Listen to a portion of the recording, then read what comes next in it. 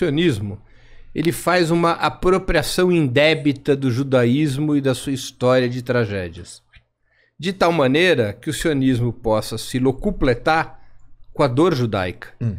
Ele possa se apresentar como o herdeiro da dor judaica. Especialmente em relação ao Holocausto. Isso é feito.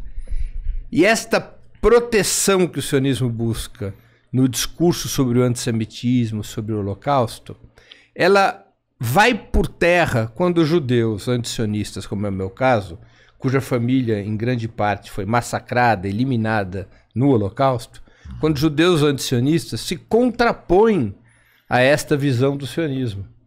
Ele perde essa carta, que é a carta de falar em nome da história judaica.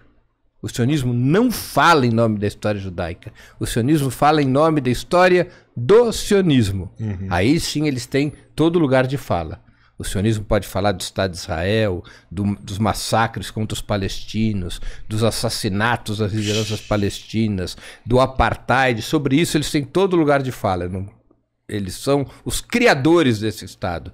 Mas os sionistas não têm nada a ver, não têm o direito histórico e moral de falar em nome do judaísmo. Eles são apenas parte do judaísmo, a parte maligna do judaísmo. O mundo tem observado isso e talvez a resposta de Irã seria uma coisa contra isso já?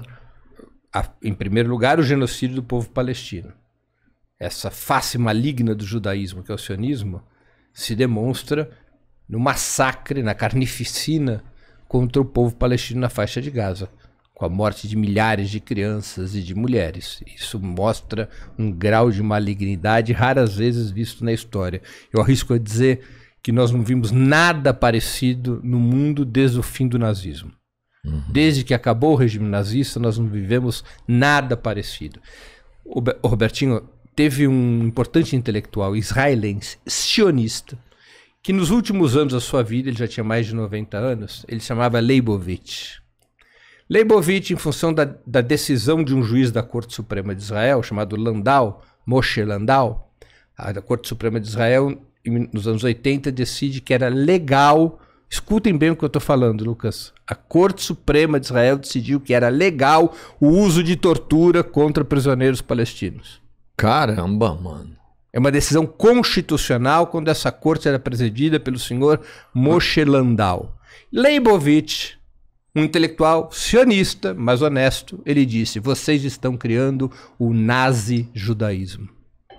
Vocês estão dando vida a uma criatura que é o nazi-judeu, que é o judeu que incorpora na sua prática política os métodos do nazismo.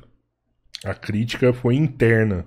Claro, pública, ele era um homem, era um dos grandes intelectuais da história de Israel, ele já tinha mais de 90 anos, quem quiser pode procurar na internet, no YouTube, Leibovitch, Landau, se botar essas duas palavrinhas vai aparecer vídeos em que Leibovitch falava publicamente do nazi-judaísmo. Então esse é um fenômeno próprio que demonstra a malignidade do sionismo, né? E acho que essa malignidade se estende também para este ataque preventivo contra o Irã, violando abertamente a lei internacional. A Carta das Nações Unidas não permite ataques preventivos. A figura do ataque preventivo está proibida na Carta das Nações Unidas. A Carta das Nações Unidas só oferece aos Estados o direito de guerra em caso de retaliação. A guerra só pode existir em caráter defensivo. E somente pode haver punições contra Estados a partir de decisões do Conselho de Segurança das Nações Unidas.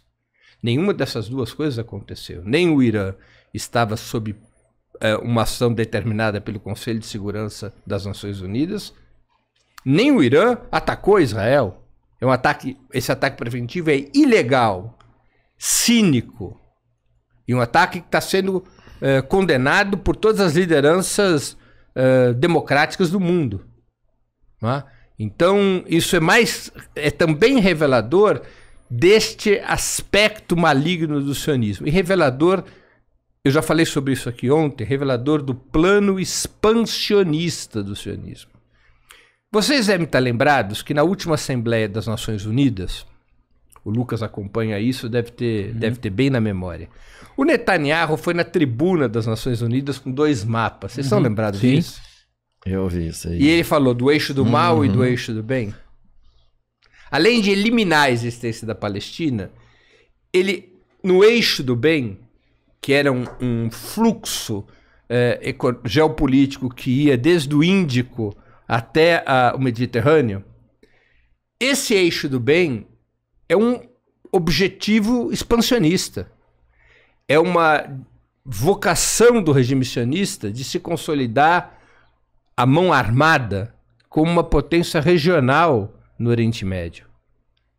Faz parte dos planos originais do sionismo, a chamada Eretz Israel, que nós comentamos ontem, ou seja, fazer com que o Estado de Israel se amplie até as fronteiras religiosamente identificadas como as que pertenciam ao mítico reino de Israel e Judá. Ontem a gente falou sobre isso. Explicou isso bem. Não há qualquer prova arqueológica da existência do reino unido de Israel e Judá.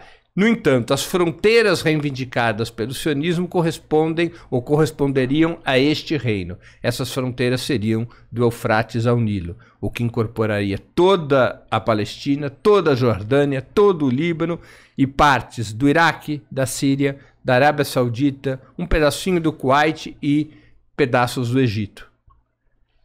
Essa é a lógica de consolidar Israel como uma potência regional. Não é? E claro, essa lógica se associa também aos interesses do imperialismo norte-americano na região. Não é?